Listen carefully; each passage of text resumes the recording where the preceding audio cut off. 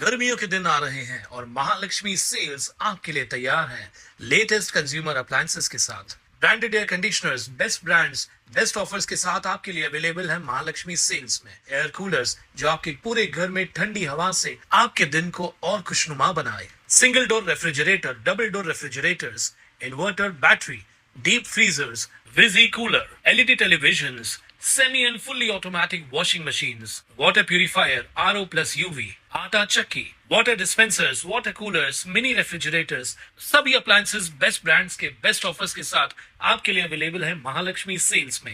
कल्याण पूर्वेतील कोळसेवाडी परिसरातील चिकणीपाडा परिसरात कचऱ्यात 6 दिवसांची नवजात मुलगी आढळून आल्यानं परिसरात खळबळ उडाली आहे। परिसरात राहणाऱ्या पूजा लावेकर या शाळेत काम करतात। सकाळच्या सुमारास त्या कचरा टाकण्यासाठी गेल्या असता एका पिशवीत ही नवजात मुलगी आढळून आली। त्यावेळी काही भटके कुत्रे या बाळाच्या आसपास फिरत होते।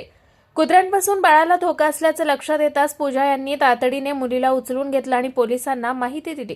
त्यानंतर मुलीला उपचारासाठी कल्याण डोंबिवली महानगरपालिकेच्या रुक्मिणीबाई रुग्णालय येथे दाखल करण्यात आलंय।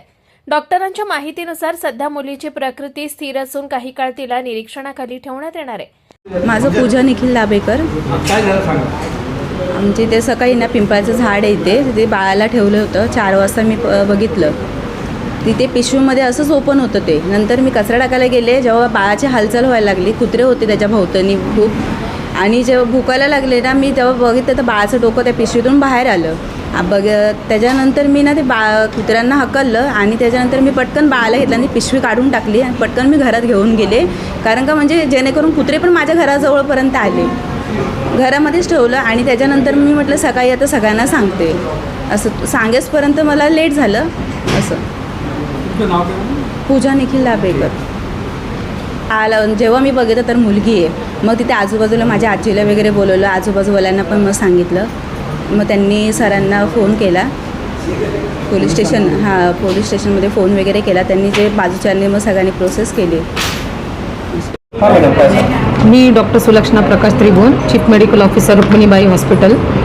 आज दिनांक 12 जून रोजी इथे एक नवजात अर्भक म्हणजे मुलगी आहे ती, ते काही एक महिला घेऊन आलेली आहे आणि तिने असं सांगितलं की ते बाळ त्यांच्या घराच्या परिसराजवळ कोणीतरी अज्ञात व्यक्तींनी पिशवीमध्ये टाकून निघून गेलेले। आता ते अर्भक त्यांनी नंतर पोलिसांच्या मदतीने त्यांनी इथपर्यंत घेऊन आलेले। आता त्याचा तपास आम्ही सुरू करत आहोत आणि त्याबाबतची अधिक माहिती आम्ही तुम्हाला नंतर देऊ आणि असं हे प्रशासनाला पण आम्ही सांगून ठेवतो। बाळ किती दिवसाचं आहे? बाळ साधारण त्याचे एक्झामिनिंग करता त्याची नाळ पूर्णपणे पडलेली आहे, तर साधारण हे मिनिमम 7 डेजचं अर्भक असू शकतं। आता आपण त्याला चेक केलं, बाळाची तब्येत कशी आहे? बाळाची तब्येत अगदी सुदृढ आहे।